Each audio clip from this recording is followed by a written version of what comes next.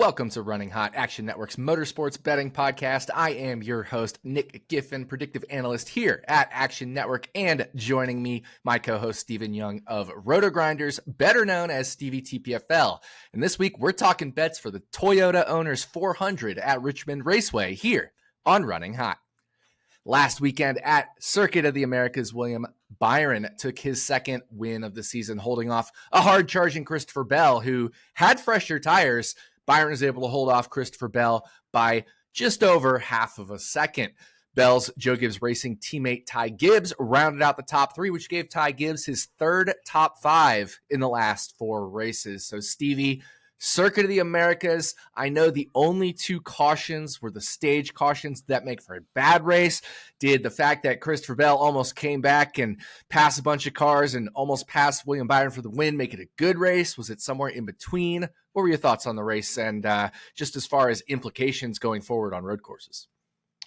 So I don't know if it's like a popular take or not, but I actually thought it was a good road course race. I don't need a ton of cautions. There were spins, but we didn't need full course cautions. And I don't need a ton of full course cautions for it to be a good race.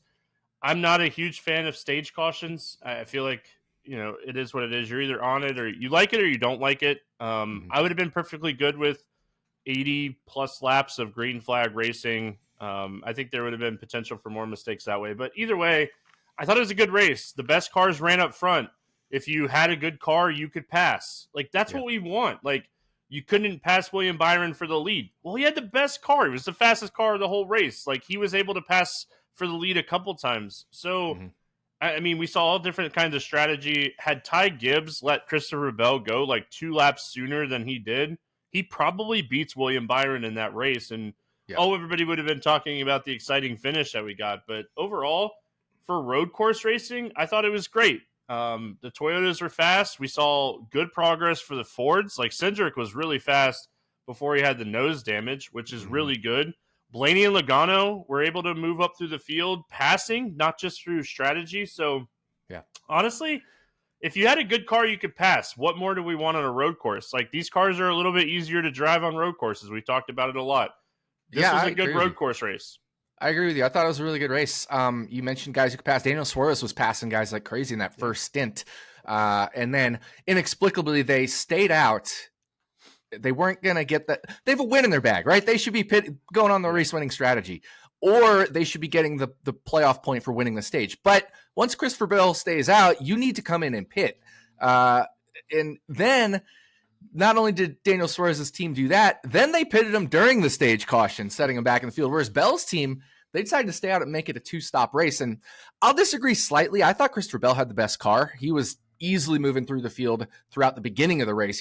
He was closing the gap to the leader once, the kind of thing stretched out. Yeah. He started closing the gap to William Byron on that first stage. And I was looking for any opportunity to live bet Christopher Bell. I finally was able to live bet him after his final pit stop when he was kind of set back in the field on his 2-stop strategy. But all race, I thought Christopher Bell actually had the best car. He just, because he was on the 2-stop strategy, he had to manage his tires a little bit more. So it'll look worse in green flag speed. But Christopher Bell, I thought, had the best car in the race. But I agree with you. If you had a good car, a car better than the guy in front of you, you could pass. We saw Daniel Suarez do it. He passed SVG. He was catching Kyle Larson. He passed a couple other guys. We saw Michael McDowell move through the field in the first stage before his problems happened. So it was Chris Buescher moved through the field. I mean, it was a road course racer's race, and you could definitely pass. So I agree with you. Thought it was a really good race, and it'll be interesting to see how it moves forward. I think Sonoma is going to be really tough with the repave there to pass, but I think in other tracks, the other road courses that we have on the schedule, it shouldn't be too much of an issue. So that was Circuit of the Americas. It's now time to talk about the Toyota Owners 400 at Richmond Raceway. Richmond is a 3/4 mile shorter, flatter track. It hasn't been repaved in a couple decades, so it's really old surface, abrasive. We get super high tire wear here, but we are going to have it as a night race this time, Stevie. So I'm curious your thoughts on racing at Richmond in general, the tire wear, the night race, the new aero package, tires, all that stuff. How are we figuring out Richmond? I'm looking forward to it, first of all. I think it's going to be a really solid race. And I think overall, when you're looking at Richmond, you're like, well, when we were here in the fall, it was super hot, middle of the day.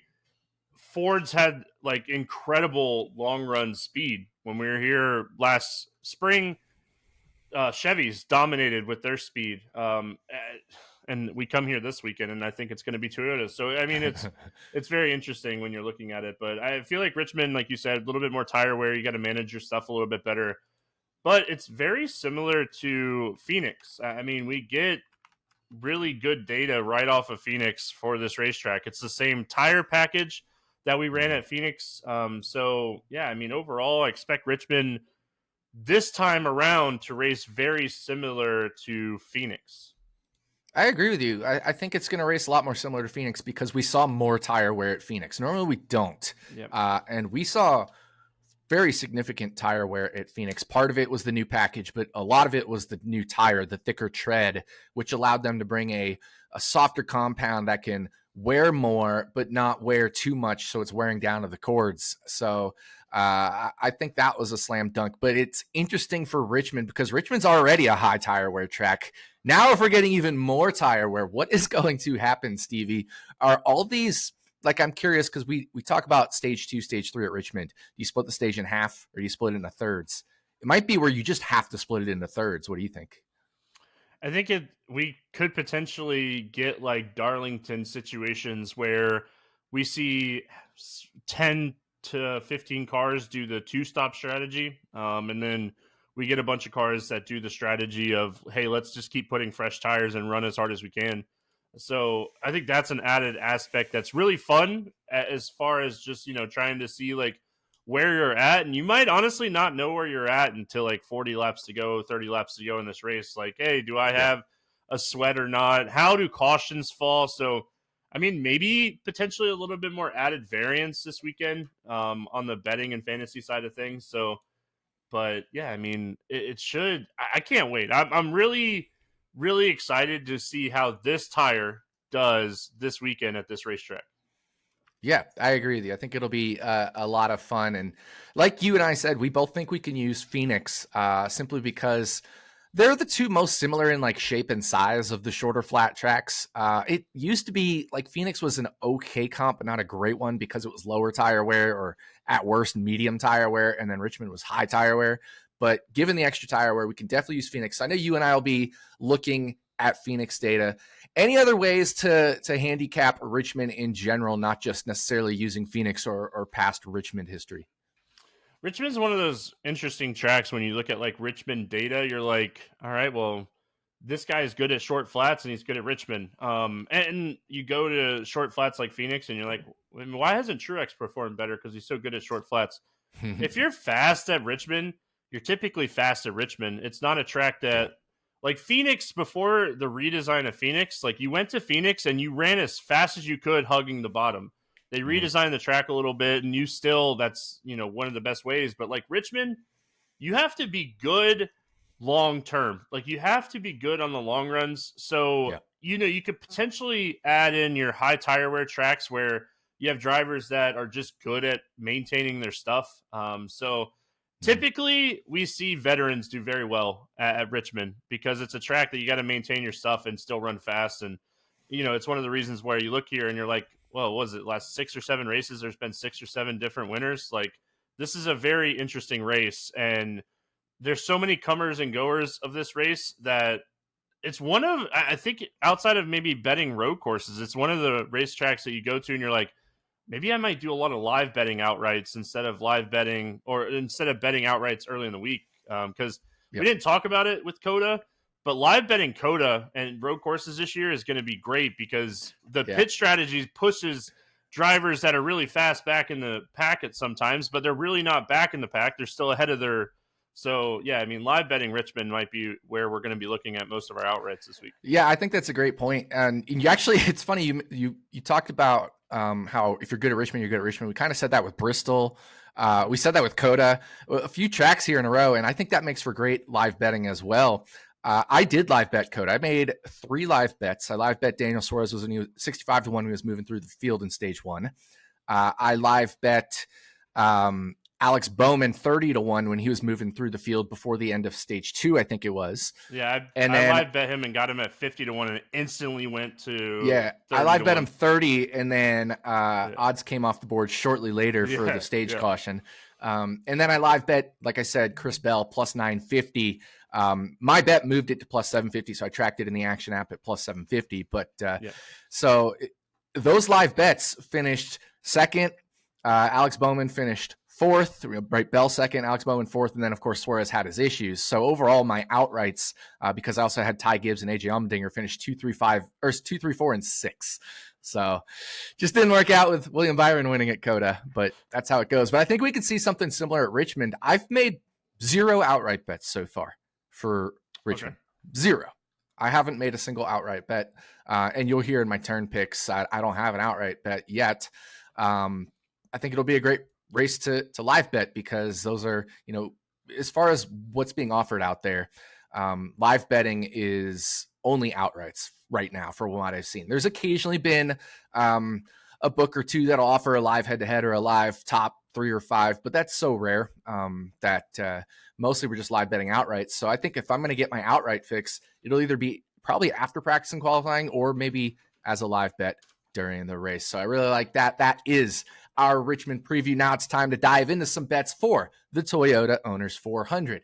As always, we're going to take you for a lap around Richmond Raceway. That's 4 turns, 1 pick from Stevie, 1 pick from me in each turn before we drive into victory lane. So time to take the green flag and dive into turn 1. Green flag waving here, Stevie, at Richmond. What is your turn 1 pick? Well, it's funny. You're like, I haven't bet any outrights, and I'm on the same page with you as like waiting for outrights this week. But I have bet 2 outrights, and one of them is Tyler Reddick at 16-1. I took this as a half a unit. I'm still not like overly confident in betting outrights early in the week, so I did do this at a half a unit at 16-1. And this is really just a Phoenix bet for me. He was top 3 in speed at Phoenix. He was top 5 in speed at Richmond 2 last season. And he ranked 6 in short or in speed and short flats since the start of last season when he made the switch over to Toyota. He's just been really good at maintaining his tires too on these high tire wear racetracks. And, Reddick is a very underrated move around, find the groove, and find the fast part of the racetrack driver. So I want to get exposure to Toyota. You're going to hear me say that multiple times. I think Toyota is going to be really strong this weekend. So I'm looking at Reddick and going, all right, he's probably like the 4th, 5th-ish Toyota this weekend. And getting him at 16-1, I think, is slight value. If he has any type of speed in practice, this is going to jump way down. So I jumped on this one because I don't think I'm going to get it better than 16-1. Yeah, I definitely get that. Definitely understand it. And he's a guy I was looking at that price tag. And I do, like you, I think Toyota's going to be the best. It's funny because my first 3 turns are not Toyotas. I think what Phoenix did is it pushed a lot of value into Toyota and away from Ford and Chevy. So I do think there's some hidden value in Ford and Chevy just on a betting odds perspective. Yeah. But I love Toyota this week. I think they're going to be the team to beat. My issue with betting outrights, and again, I think if I were to bet one, probably Tyler Reddick would be this one that I go with here at 16-1, is I think the favorites are going to win, and they're all too short for me to bet. So that's why I haven't bet any, right? It's like I can't bet a guy at 4.5-1 or 5-1. I can't bet a guy at 6-1. Maybe Martin Truex Jr. at 6.5, 7-1 is close, but I mean, my model has him more like 8-1. So I'm not going to bet a guy at 7-1 if my model is like 8 is the number. So just a lot of those things, right? Where I'm just trying to be price sensitive, and I like Denny Hamlin. I like Martin Truex Jr. I like Christopher Bell. I think they should be the 3 favorites to win this race. But it's just one of those spots where I can't get to them at the price tags. And here with Tyler Reddick, I think that's probably the spot I would end up going if I did bet an outright prior to practice and qualifying. So for my turn 1 pick, like I said, I'm not going with a Toyota here. I'm going to take Michael McDowell for his finishing position under 20.5. Now it's super juiced. It's minus 160. So if you want to wait for 19.5 and maybe get it like minus 115, I'm totally okay with that as well. I have his median finishing position at around 17.5. So I definitely am good with taking this 20.5, 19.5, maybe even 18.5 if you want. But, I think that's probably where it's pushing it. But you mentioned Phoenix. I mean, look who finished inside the top 10 at Phoenix. Michael McDowell. Michael McDowell had a very strong race car at Phoenix. And then if we look at Richmond last year, the first Richmond race last year, Michael McDowell also a top 10 finish. So this is a team that is just performing a lot better at the Phoenix Richmond style tracks. And, I'm going with the higher tire wear Phoenix. So if we just look at the two Richmond races last year and then the first Phoenix race this year, not counting the two Phoenix races last year because it was a different tire wear situation, his average is way below that. So, I think his other Richmond finish was 22nd. So all three finishes came 22nd or better with a very strong average finish. So Michael McDowell, for me, this number is just too high. I mean, we're getting him for a top 20, right? And yes, it's minus 160, but he's a guy that can contend for the top 10 here this weekend. Yeah, the 7 short flats that we've had since the start of last season when Michael McDowell and this team just took the next step. We'll call it that. They just took the next step. They had better speed. They've made better partnerships. He has finished 13th or better in 6 of those 7 races. So the one race he didn't, he finished 22nd.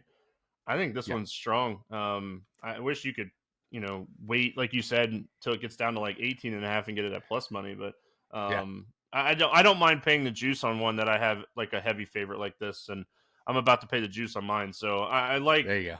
You got to pay the juice every once in a while when you feel confident. And I feel confident in this one with you. That's right. So turn 1, Stevie is going with Tyler Reddick to win for half a unit at 16-1. I'm taking Michael McDowell finishing position under 20.5. That's turn 1. Now we got to drive into turn 2. All right, turn 2, Stevie. I just gave a Ford bet. It looks like you're on a Ford here in turn 2.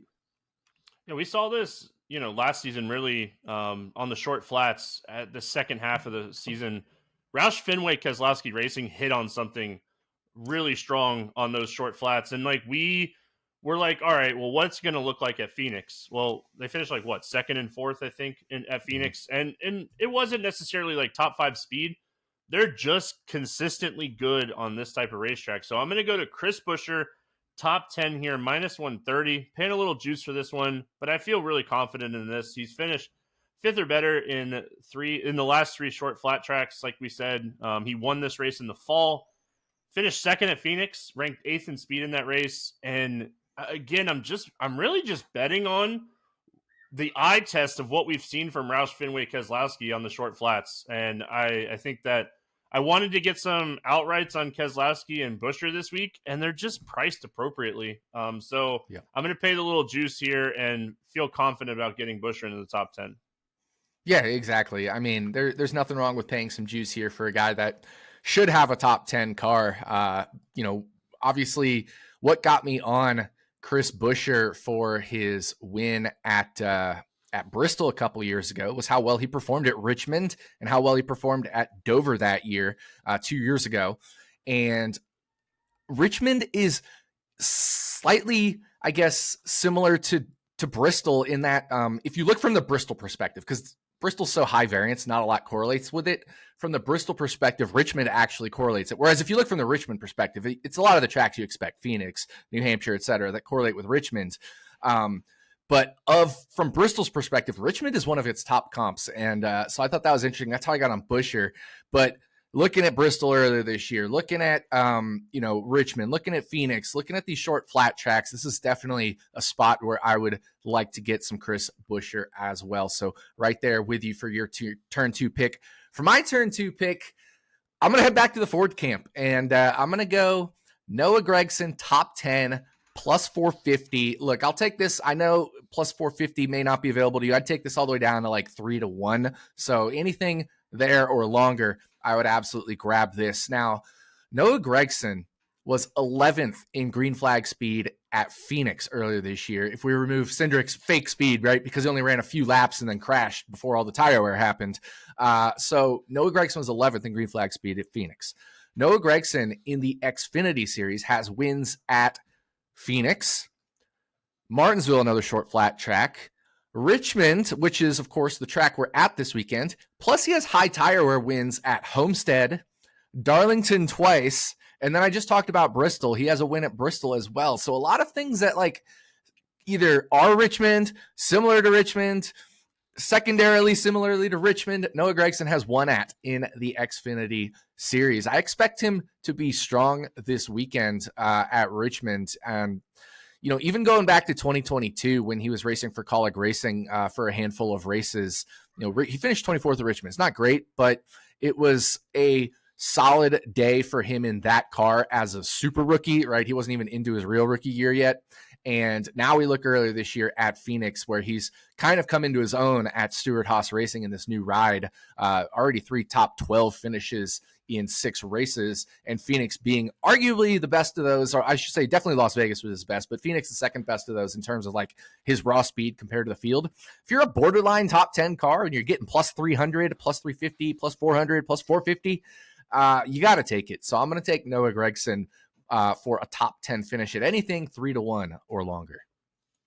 I bet this last night at plus 350 when I saw that you had it on the sheet. I'm with you on this. I like this a lot. I think I've said it already, but I'm going to say it again. I think Gragson is the best Stewart-Haas car right now. I think that I don't want to like pull the talent card, but I think Gragson is very talented and he's aggressive. And like you said, when you're looking at all the comps for high tire wear, when you're looking at the short flats, when he's in the equipment, he can do it. And I think Ford's making the right progression of what we want to see from them. So I like Gragson this week for top 10 as well. There it is. So turn 2 is the Ford turn. Chris Buescher top 10 minus 130 for Stevie. Noah Gragson top 10 plus 450 or anything 3-1 or longer for me. So that's 2 turns down, 2 turns to go. We got to drive down the back stretch before we dive into turn 3. A reminder, this podcast is presented by North Carolina's newest sportsbook, BetMGM. Use bonus code ACTION when signing up to get $150 in bonus bets when you bet $5. For new users in Arizona, Colorado, Illinois, Indiana, Iowa, Kentucky, Louisiana, Maryland, Massachusetts, Michigan, New Jersey, North Carolina, Ohio, Pennsylvania, Tennessee, Virginia, West Virginia, and Wyoming. Terms and conditions apply. Must be 21 or older. Gambling problem? Call 1-800-GAMBLER. All right, we're halfway through. We have 2 turns left to go. Let's dive into turn 3.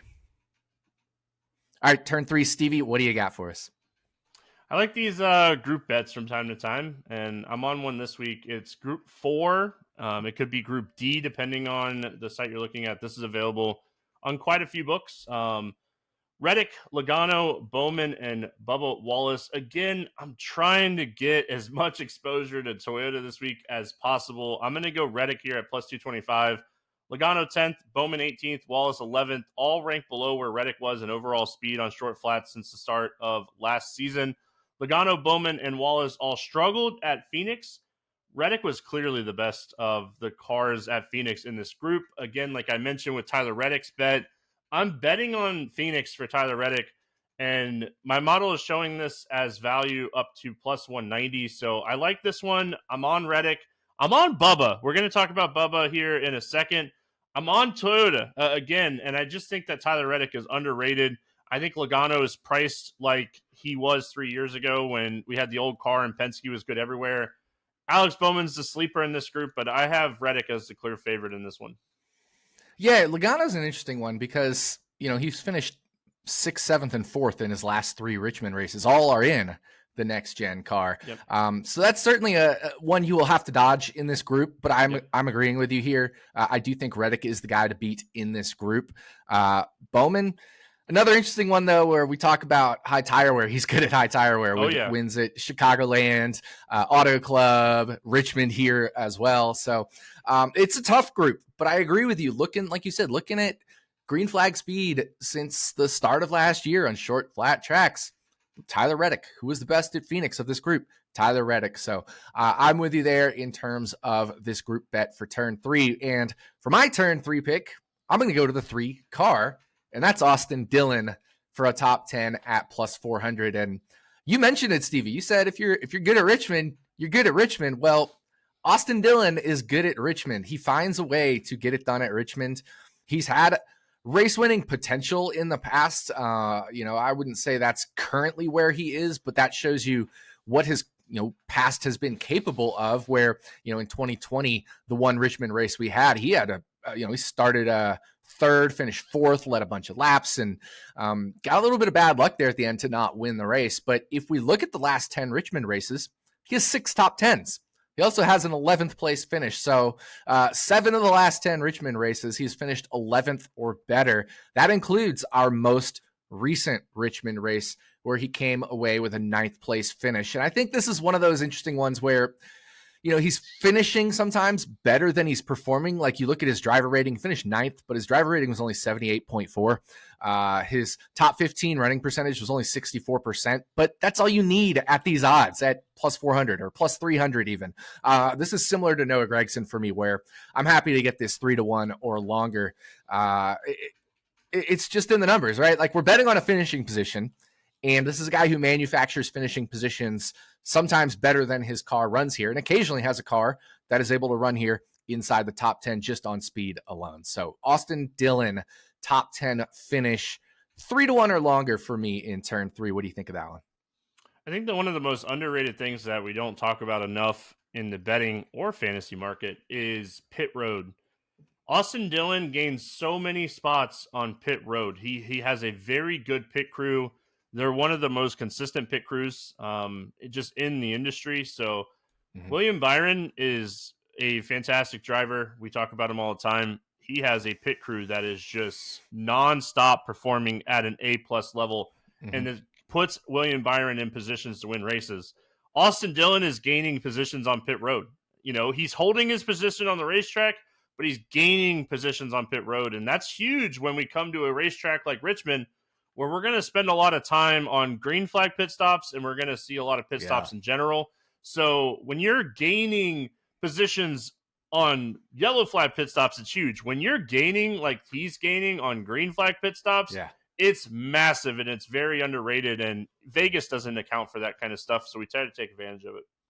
Yeah, I agree with you. I think that's another super underrated aspect there, the 3 pit crew. And let's give Austin Dillon some credit there. Getting on and off pit road, in and out of the box, and all that stuff contributes to it as well. So turn 3, Stevie is on Tyler Reddick to win his group bet, and I am on Austin Dillon top 10 at 3-1 or longer. That leaves 1 turn left, and that's turn 4.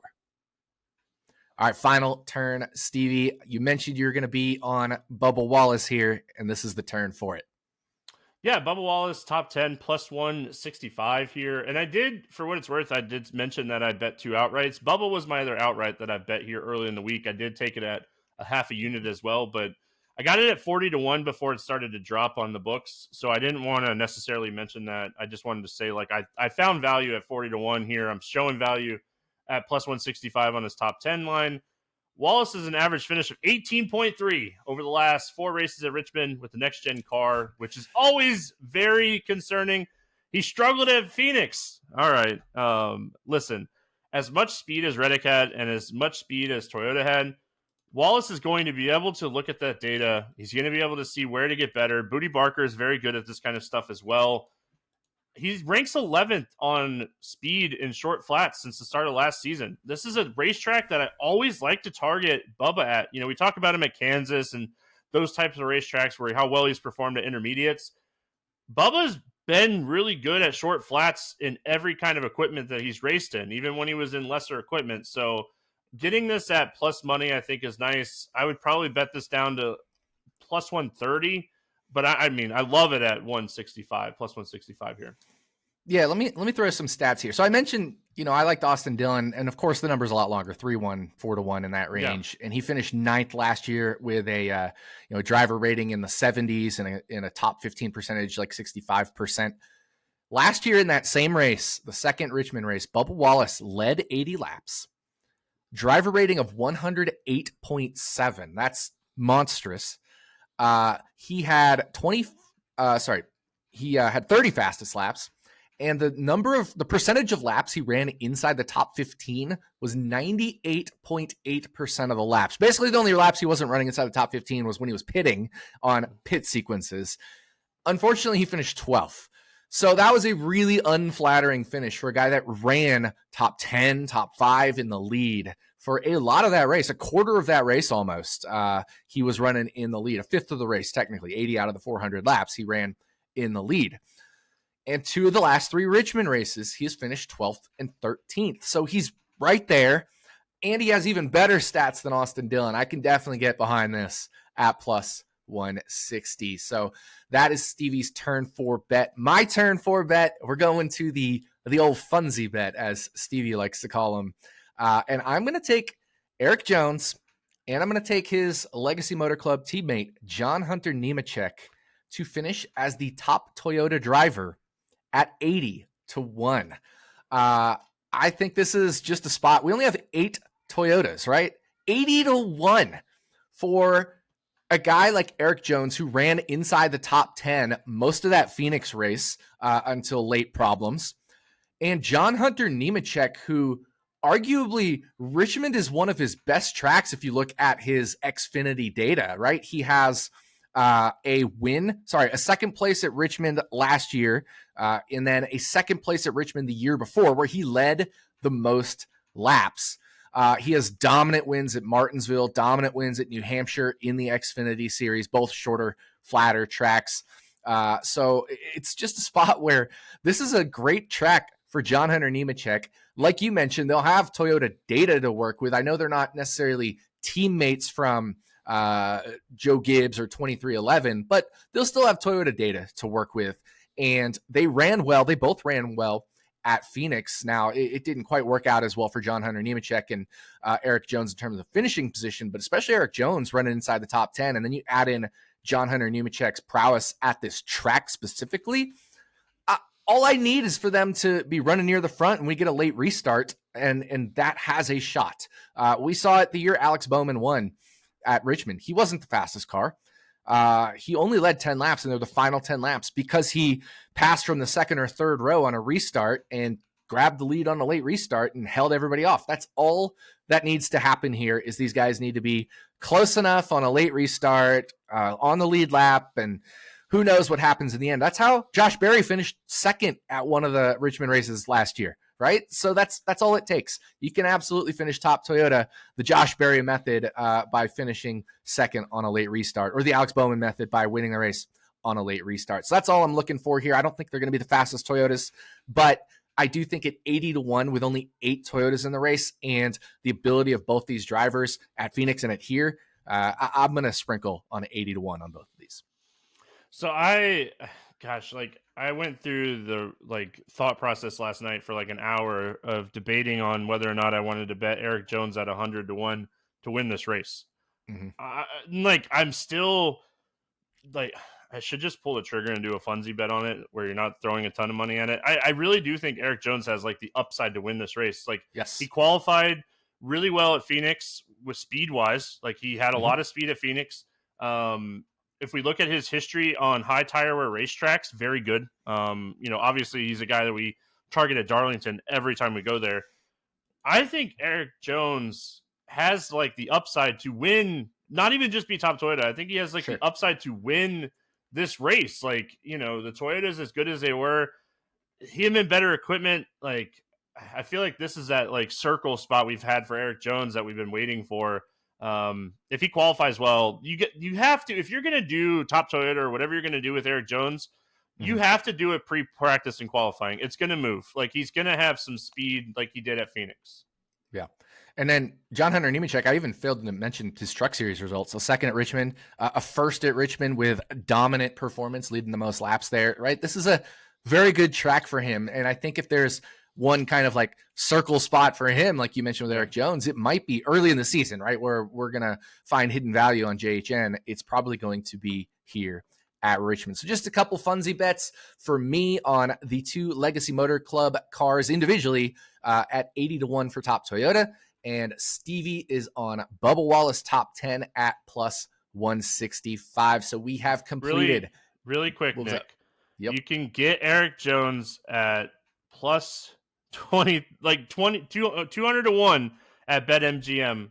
If you want a funsy bet, 200 to 1 for Erik Jones at BetMGM. That is to win the race. Yeah. To win the race. So, I think I think that's my funsy bet. I'm tagging you here. I'm with you. Yeah. on your Funzy, but you got me in a Funzy bet mode, man. Like I'm pumped up now. I'm in. Yep, I'm in. Erik Jones 200-1 to win Funzy bet as a bonus bet here on Running Hot. So that is our completed lap of Richmond Raceway. That means only one thing left to do after we hit Erik Jones 200-1.